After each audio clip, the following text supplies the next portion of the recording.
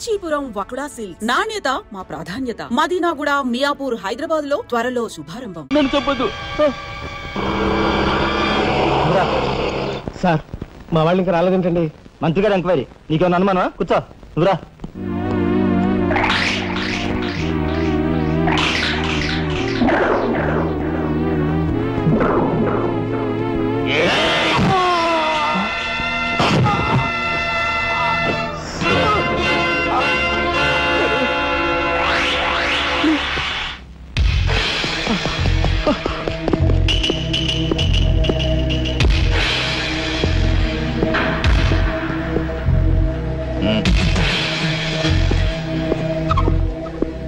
Sure, it will be success, Namcha.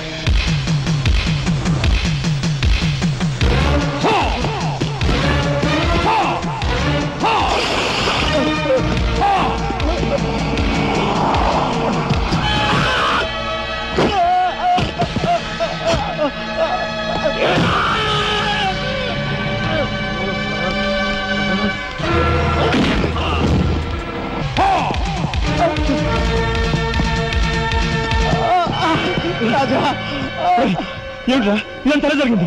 Mic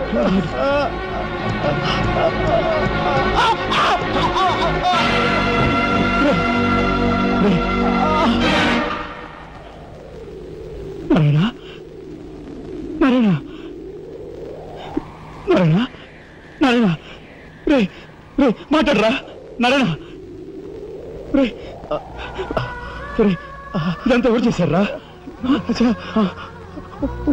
వాళ్ళు మీ పెద్దలేని ఏకాంబరం గారు వాడి తమ్ముడు కలిసి చంపేశారు. అందులో అందులో ఎస్పీ గారికి కూడా సంబంధం ఉంది. మరి మరి ఈ విషయం ఇంతకాలం నాతో ఎందుకు చెప్పలేదురా? చెబితే ఆవేశంలో నువ్వేం చేస్తావని భయపడి చెప్పలేదు.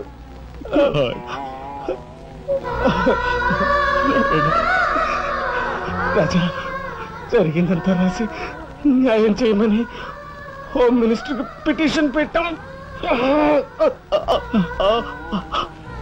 అప్పుడు ఎంక్వైరీ పేరుతో ఆ బంగ్లాకి రమ్మని అక్కడ అక్కడ భయంకరంగా మన వాళ్ళందరినీ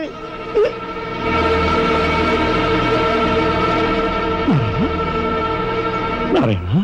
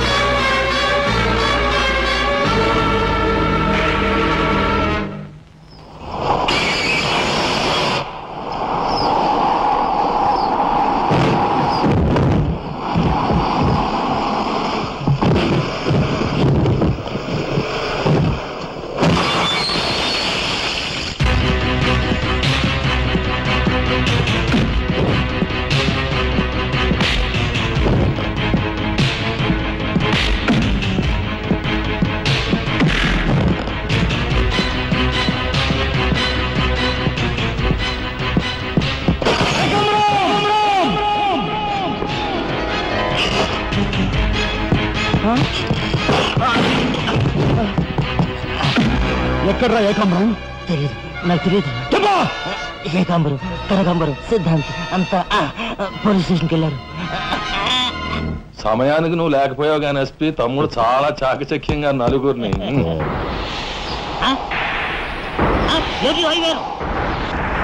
ఓరు తసారవల బొడ్డు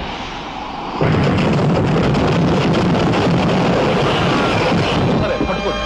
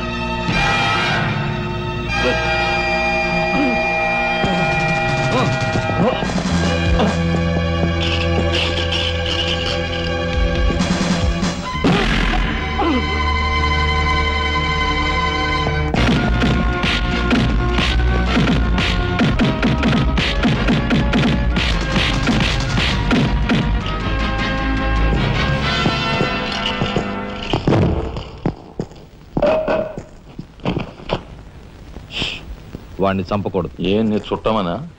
కాదు, ఇంతకుముందు మీరు చంపిన నలుగురిని మీరు చంపలేదని నిరూపించుకోవాలంటే వాడిని చంపకూడదు. ఇదేం మెలిక?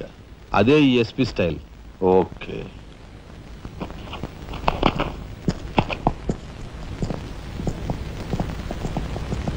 దేవుని సాక్షిగా అంతా నిజమే చెప్తాను, అబద్ధం చెప్పను. మిస్టర్ జస్టిస్, బోన్లో ఉన్న ఈ ముద్దాయి నా బంధువు, మా అల్లుడి తమ్ముడు. జులాయిగా తిరిగే ఈ వ్యక్తి పట్టపగలే తప్పతాగి అకారణంగా తన ట్యాక్సీతో పోలీస్ స్టేషన్ ధ్వంసం చేయడమే కాకుండా అన్యం పుణ్యం ఎరుగుని తన నలుగురు స్నేహితులు ప్రాణాలు పోవడానికి కూడా కారకుడయ్యాడు. దానికి సంబంధించిన సాక్ష్యాధారాలను కోర్టు వారు పరిశీలించవలసిందిగా కోరుతున్నాను.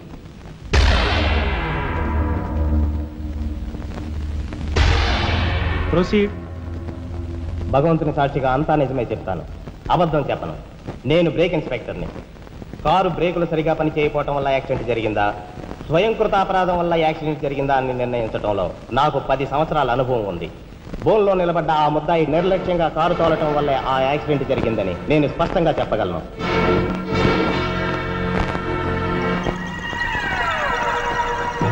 దేవుని సాక్షిగా అంతా నిజమే చెప్తాను, అబద్ధం చెప్పను. కారు యాక్సిడెంట్ జరిగిందని 5 దేహాలు మా హాస్పిటల్ తేబడ్డాయి. అందులో 4గురికి ప్రాణాలు లేవు. ప్రాణం ఉన్న 5వ వ్యక్తి ఆ బోన్లో నిలబడి ఉన్న ముద్దాయనని నేను చెప్పగలను. ఆ 5గురు తాగారా లేదా అని నిర్ధారణ చేసేందుకు మా హాస్పిటల్ తేబడ్డారు. చేశాక తెలియదు ఏమిటంటే వాళ్ళందరూ తప్ప తాగున్నారు. అంత తాగాక కారు తోలడం అంటే మాటలు కాదు. ఒళ్ళు తెలియని ఆ మత్తులో యాక్సిడెంట్ అయ్యేందుకు పూర్తి అవకాశం ఉంది. మిస్టర్ జస్టిస్, ముద్దాయి ఘాతుకు చర్యలను తెలియజేసే ఈ ఫోటోల్ని కోర్టు వారికి సమర్పించుకుంటున్నాను. ప్రత్యక్ష సాక్షిగా ఇదంతా నా సమక్షంలో జరిగిందని కోర్టు వారికి మనవి చేసుకుంటున్నాను. పరిశీలించండి.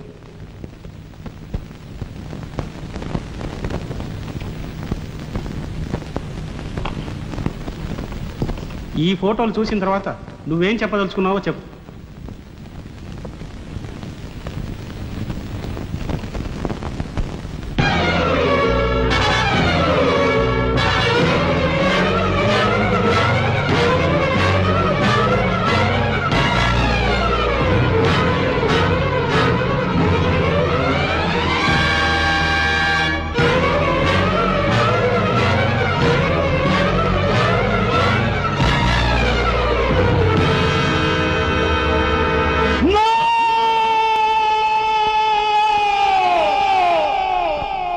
Mr. Justice, these are false evidences.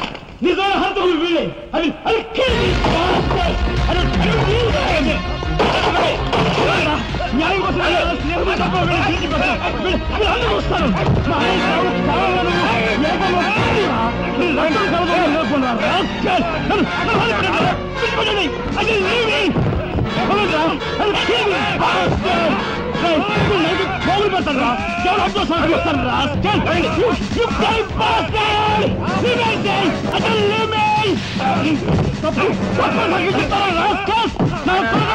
మిమ్మల్ని నరికి పోగులు పెట్టారా? డబ్బు కక్కుదు కుక్కలారా?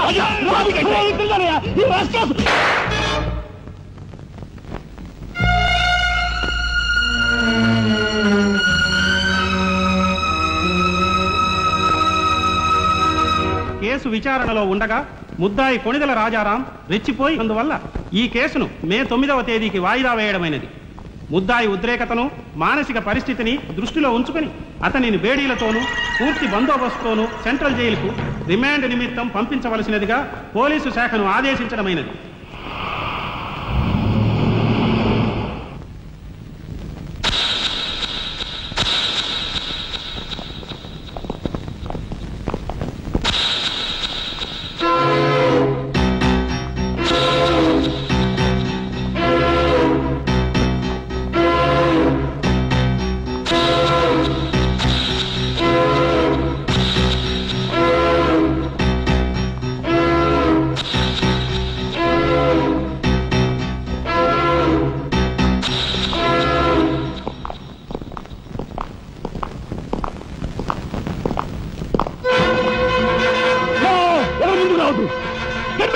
Raja! Raja, don't be crazy! Cool down, Raja! Hear me, please! Raja, come on! Get away! Get away from here! What are you going to say? Anna, please get back! Raja, no! Don't take a hasty decision. Raja, no! Move, I say! Shut up, you bloody bastard! Come on, follow me! Move! Drop the gun! Drop the gun! Come on! Move! Stand fire! Come on! Move! Anaya, mama ఎవరు follow చేయదు. Please get back! Go! Get back!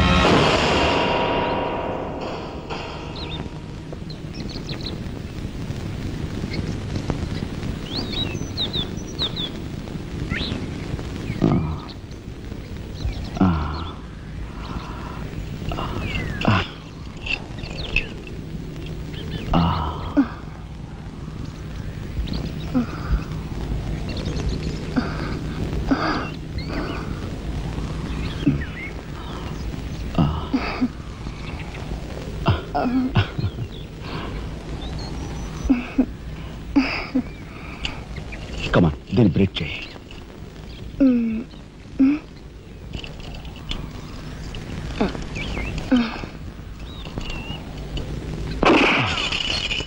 Thank you. అవును, నీకు ఈ revolver ఎక్కడిది? నాదే. ఈ jeep? ఇది నాదే. నీదా? కానీకి టికాను లేని దానివి ఇవన్నీ నీకెలా వచ్చాయి? మా బాబేమి ఇవ్వలేదు. మీ బాబా? నేనెవరినో తెలుసా? ఏకాంబరం కూతుర్ని. ఏకాంబరం కూతురువా? మరి ఆ విషయం నాతో ఎప్పుడు చెప్పలేది? చెప్పుకుని గర్వపడేంత గొప్పవాడేం కాదుగా. అసలు ఏం మాట్లాడుతావు నాకేం అర్థం కావట్లేదు.